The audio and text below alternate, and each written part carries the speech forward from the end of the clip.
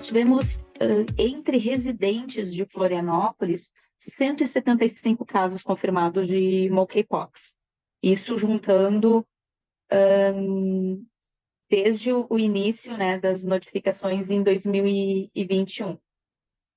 Então, foram mais de 800 casos investigados, se nós formos comparar os casos que foram colocados como suspeitos e depois descartados, e casos que eram de outros municípios também e que foram notificados aqui, né, porque foram notificados em serviços de saúde dentro do território de Florianópolis. Mas então, de todas essas investigações, foram 175 casos. A pesquisa ela foi desenvolvida em serviço, né, no âmbito da vigilância epidemiológica, que é quem faz o monitoramento e investigação de todos os casos notificados no município. Então, a equipe de vigilância capta rotineiramente esses dados. O que nós fizemos foi pegar uma subequipe para aprimorar esses dados e conseguir adaptar a pesquisa. Então, foi uma oportunidade de qualificação dos dados da vigilância epidemiológica para conseguir responder as perguntas de pesquisa.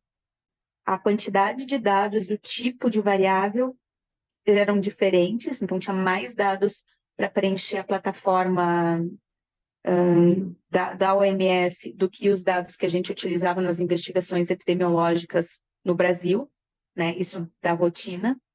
Tinha um enfoque bastante grande em questões que eram mais clínicas do que epidemiológicas também, então isso acabou levando a gente a uma necessidade de fazer uma investigação adicional. E uma outra dificuldade é a forma como as variáveis eram captadas.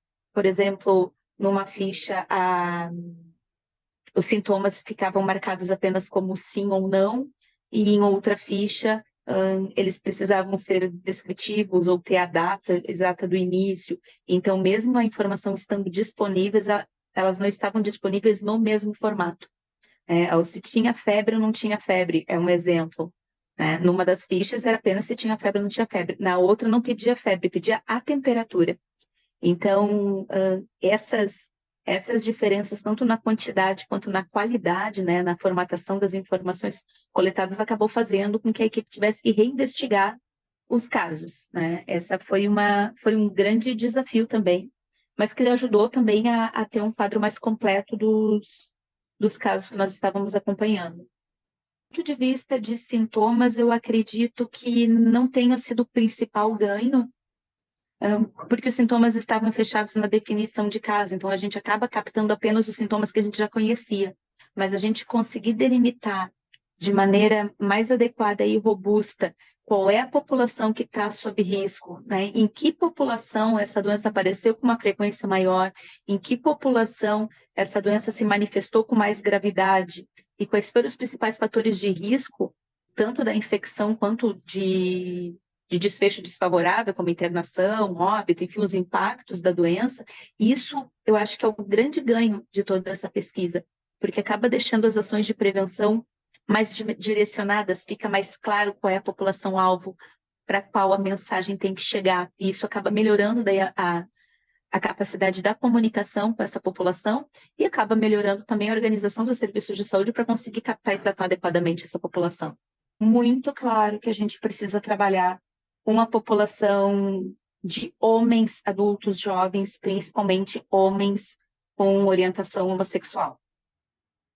Uma coisa que a gente se preocupou muito em Florianópolis aqui no início da pandemia, aliás, durante todo o período da epidemia, foi de deixar os critérios de notificação bem amplos para pegar todas as populações mesmo, que era para que não tivesse nenhum viés de captação. E mesmo com isso, ficou muito claro que nos casos positivos, esse comportamento muito característico, né? Eram homens de 20 a 49 anos, basicamente os casos foram em homens de 20 a 49 anos com orientação homossexual. E é uma população que aqui em Florianópolis a gente acaba recebendo bastante, uma população que vem fazer festa, que nós sabemos que os casos vão aumentar agora nos períodos de férias. Então, a gente precisa ter uma linguagem que seja clara, que seja objetiva, que seja acolhedora para essa população, para orientar os riscos, orientar os cuidados e fazer as profilaxias, né? A gente esperava ter mais vacinas disponíveis para conseguir proteger melhor essa população, que é uma população que está com um risco aumentado. Nós temos vacina suficiente para fazer apenas bloqueio de transmissão, basicamente, mas já estamos conseguindo pegar agora, com um quantitativo um pouquinho maior, ampliar um pouquinho essa estratégia. Mas é uma das principais estratégias que a gente deveria estar investindo, e aí mais pesado no país inteiro, com quantitativo adequado de vacina, para proteger essa população. Que é a população que vai estar em maior risco durante esse período que a gente já está prevendo que vai ser um período de aumento da transmissão. Nós estamos priorizando as pessoas com co-infecção, que também foi com infecção com HIV, né? As pessoas vivendo com HIV, nós identificamos, aqui em Florianópolis, nós temos uma prevalência muito alta, e mais de 30% dos casos eram co-infectados com HIV, e essa informação, depois da qualificação, ainda aumentou. E então, as pessoas que usam PrEP, que já vêm no serviço, que têm uma exposição já entendida, compreendida, essas pessoas estão sendo a nossa população-alvo para priorizar a vacinação com aquilo que nós temos disponível, né? Pelo menos as vacinas que tem, elas têm que estar aplicadas o mais rápido possível e em quem elas podem proteger. E, além disso, aí o que nos resta são as campanhas de comunicação, as parcerias com associações, estabelecimentos, com a sociedade civil, que pode nos ajudar a chegar de uma maneira mais efetiva nessa população, os organizadores de festas, enfim, né, que a gente precisa se aproximar, porque eles podem nos ajudar a chegar nessa população com uma linguagem mais clara, levar a informação de maneira adequada para que as pessoas possam gerenciar as suas exposições e diminuir seus riscos, né? Basicamente, nesse momento, são essas as principais estratégias. Ana, como é que foi para o município de Florianópolis participar dessa rede colaborativa Brasil com várias outras centros colaboradores de pesquisa?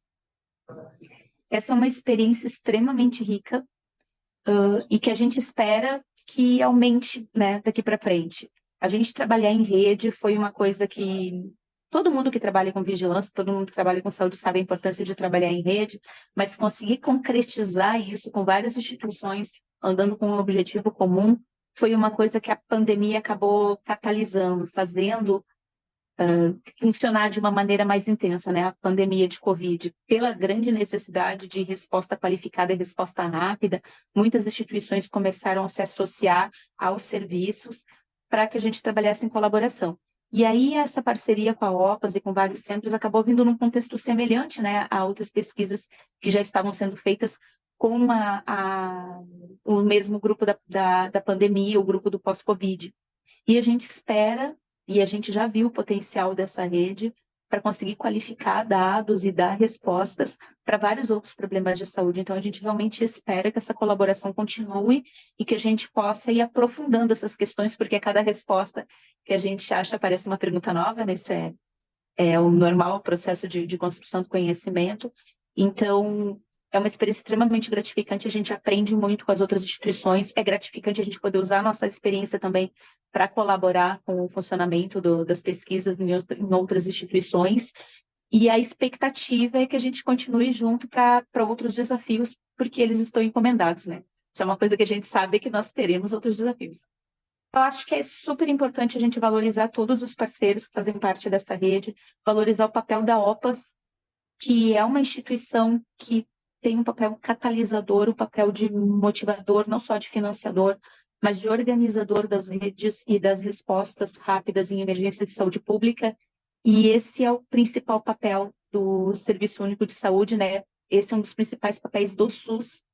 E a OPAS é um parceiro extremamente importante para fazer o serviço de saúde pública do Brasil andar, o sistema de vigilância andar, e a gente ter a capacidade de dar resposta de proteção à população. Então, acho que sempre que a gente tiver a oportunidade, a gente precisa reforçar esse papel, que é um papel que não tem outra instituição que vá substituir, é um papel do SUS. Então, ele precisa ser fortalecido para dar conta desse papel que não é pequeno.